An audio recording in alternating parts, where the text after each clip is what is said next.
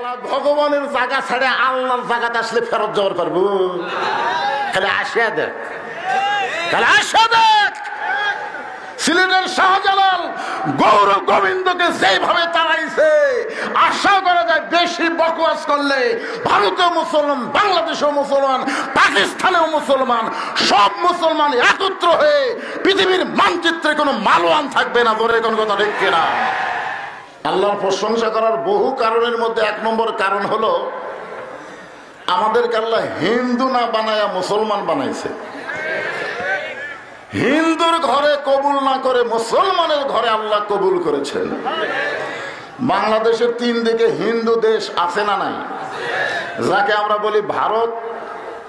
এই ভারত কিছুদিন হলে খুব গরম জায়গাচ্ছে, গরম, ঠিক কিনা বলে? ওদের ধারণা আমরা সংখ্যায় বেশি, মুসলমানের সংখ্যা কম। আরে মালওয়ানের বাচ্চারা শুনে না, সংখ্যা দিয়া ইমানের বিচার হয় না। জোরে কোন কথা ঠিক কিনা? কারণ তোমরা যাকে ভগবান বলো, ভগবানের ভ বাদ দিলে গবানের কোন অর্থ ডিকশনারিতে নেই। গবানের গ বাদ দিলে বান মানে বন্যা, দুনিয়ার কোন মানুষ চায় না। বা বাদ দিলে নো মানে ভগবান নাই। অনেকে বলবেন হুজুর ভগবান নাই করেন আপনি, তাহলে আপনারা দুর্গাপূজার সময় মূর্তি পাহারা দিলেন কেন? আমি ওয়াজ করার সাথে সাথে একজন খাড়া হয়েছে, ওই শালা হলো গুজব লীগ। জোরে কোন কি লীগ? এখনো কিন্তু মাহফিলে কিছুটা আফসোস লীগ, গুজব লীগ, হতাশা লীগ সাইডে সাইডে থাকে। জোরে কোন থাকে কি থাকে? ও আমারে বলতেছে হুজুর যদি ভগবান নাই থাকে তাহলে আপনারা মূর্তি পাহারা দিলেন কেন? আমি কইলাম 6 আগস্টে বাংলাদেশে কোনো মূর্তি ছিল না, সব মূর্তি ভাঙ্গা দিছে। জোরে কোন কথা ঠিক কিনা? মুসলমানের মধ্যে কেউ মূর্তি বানালে আমরা সেইটা রাখবো না, কারণ আমাদের জাতির পিতা হলো হযরত ইব্রাহিম। জোরে কোন ঠিক কিনা? ইব্রাহিম আলাইহিস সালাম কি মূর্তি পাহারার লোক না ভাঙ্গার লোক? তা আমরা দিলাম কেন? আমি বললাম আমরা মূর্তি পাহারা দেইনি, আমরা ষড়যন্ত্র পাহারা দিয়েছি। জোরে কোন কথা ঠিক কিনা? কারণ ওই ভারত যে কোন একটা অজুহাতে ভারতের অনেক মুসলমান আছে তাদেরকে নির্যাতন করতে পারে। পৃথিবীর যেখানেই মুসলমান থাক আমরা চাবো আল্লাহ যেন তাদেরকে ভালো রাখে। জোরে কোন ঠিক কিনা? আমরা আল্লাহর প্রশংসা করার কারণ হলো আল্লাহ কোন ভগবানের দলে, ঈশ্বরের দলে, গডের দলে না পাঠাইয়া সরাসরি আল্লাহর দলে আমাদের কবুল করেছেন। খুশি না বেজার? আল্লাহু লা ইলাহা ইল্লা হুয়াল হাইয়ুল কাইয়ুম। যদি মন চায় আলিফ বাদ দেন লিল্লাহি মা ফিস সামাওয়াতি ওয়াল আরদ।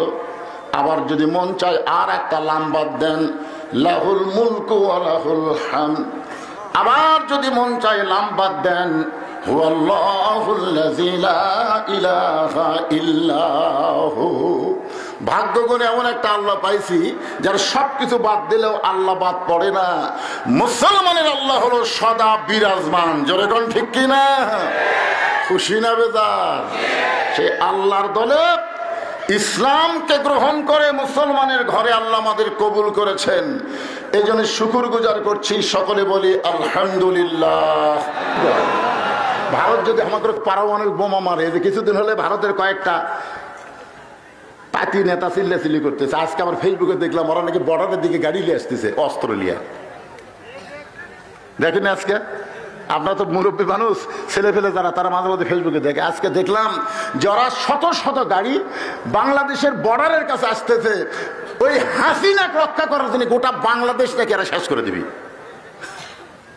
জয় শ্রীরাম করছে আর সামনের দিকে আসতেছে। আমি কইলাম মালওয়ানের জাত, তোরকে পাওয়ার যে কি আমি নিজের চোখে দেখছি।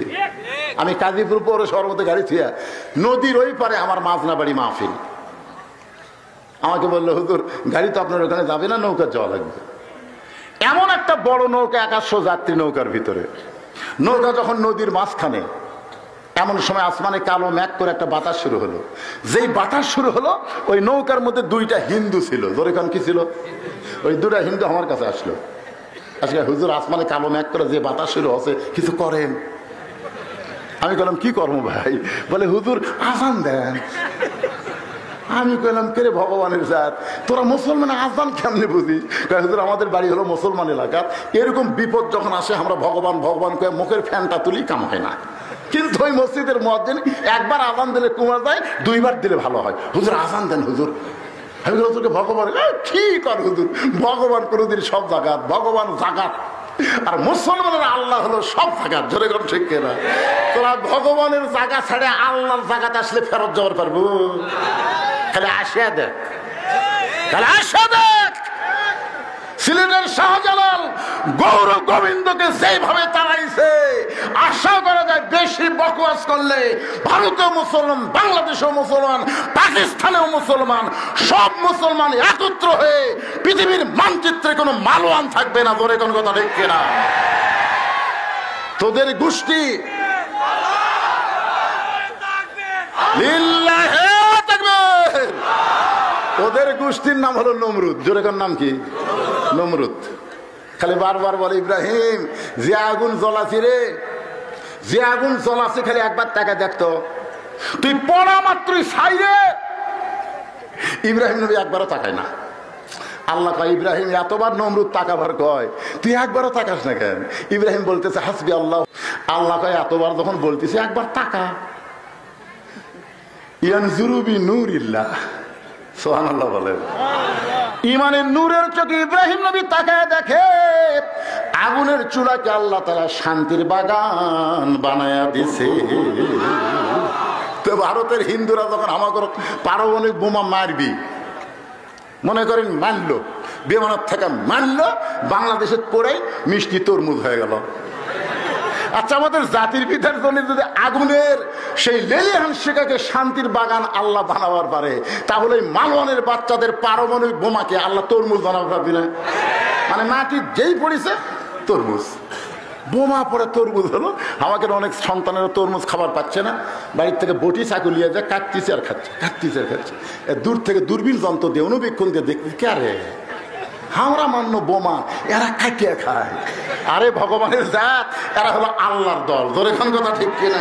তাহলে আসে দেখ, আমি কইছি কমেন্টে, তোমরা বর্ডার খুলে দাও, বর্ডার খুলে দাও, খালি ঢুকুক। শাহজালাল ইয়ামিনের বংশধরকে দেখে যাক। জোরে কোন কথা ঠিক কিনা?